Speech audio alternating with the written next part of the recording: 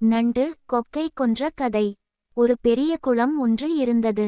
அந்த குளத்தின் கரையோரத்தில் கிழக்கொக்கு ஒன்று விசனமுடன் ஒற்றை காலில் நின்று கொண்டிருந்தது.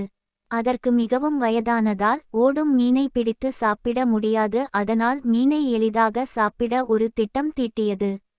அந்த குளத்தில் உள்ள மீன்களிடம், இந்த குளத்தில் உள்ள அனைத்து மீன்களையும் நண்டுகளையும் பிடித்துச் செல்ல ஒருவன் மிகப்பெரிய வலையைக் கொண்டு வருகிறான், முடிந்தால் இங்கிருந்து தப்பிக்கொள்ளுங்கள் என்றது.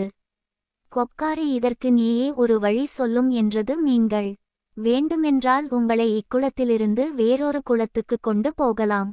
அதனால் எனக்கும் இந்த தள்ளாத வயதில் பரோபகாரி என்ற பெயரும் வரும், நீங்களும் பிழைத்திருப்பீர்கள் என்றது கொக்கு மிகவும் இரக்கம் கசிய. மீன்கள் எல்லாம் தம் உயிரை காப்பாற்றிக் கொள்ள அதன் பேச்சை நம்பின. அபாயத்தை அறிந்து சொன்ன நீங்களே உபாயத்தையும் தெரிந்து சொல்கிறீர்கள், அப்படியே செய்யுங்கள் என்றன ஒருமித்த குரலில். கொக்குக்கும் கசக்குமா காரியம்? நடைக்கு ஒவ்வொன்றாக குளத்திலிருந்த மீன்களையெல்லாம் கவ்விக்கொண்டு போய் சில மீன்களை தின்று மற்ற மீன்களை ஒரு பாறையில் உலர வைத்தது. குளத்திலிருந்த நண்டு ஒன்று இதை கவனித்தது.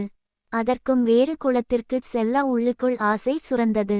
ஓ சீவகாகுண்யனே, என்னையும் அவ்விடத்திற்கு கொண்டு போங்கள் என்று கெஞ்சியது.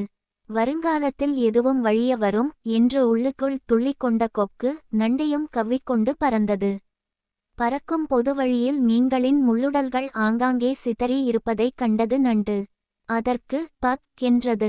அத்துடன் வேறு நீர்நிலைக்கு கொண்டு செல்வதாக கூறி மீன்களை தின்றுவிடும் கொக்கின் வஞ்சகம் நண்டுக்கு சட் என்று புரிந்துவிட்டது. தன் நிலையும் அப்படித்தானா? உயிராசையால் நண்டுக்கு ஒரு உபாயம் தோன்றியது. வைரத்தை வைரத்தால் அறுப்பது போல் அதற்கு மூளை வேலை செய்தது. கொக்காரே, நீங்கள் என்மேல் இறக்கப்பட்டு எடுத்துக்கொண்டு வந்தீர்கள். அங்கே என் உறவினர்கள் பலர் இருப்பதால் என்னை மீண்டும் அங்கே கொண்டு சென்றால் அவைகளையும் காண்பிப்பேன் என்றது நண்டு. அப்படியா? இன்னும் இருக்கிறதா நண்டுகள்?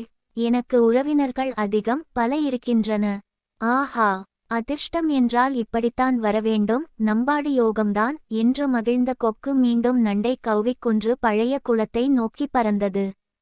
குளத்துக்கு நேராக வரும்போது அதுவரை மண்டு போலிருந்த நண்டு தன் கொடுக்கினால் கொக்கின் கழுத்தை 2 துண்டாக்கிவிட்டு குளத்து நீரில் விழுந்து உயிர் பிழைத்து கொண்டது. அபாயம் சொன்னவனிடமே உபாயம் கேட்ட மீன்கள் செத்தன. வஞ்சமனத்தானின் உபாயமும் அபாயமே என்றறிந்து கொன்றுவிட்ட நண்டு பிழைத்தது.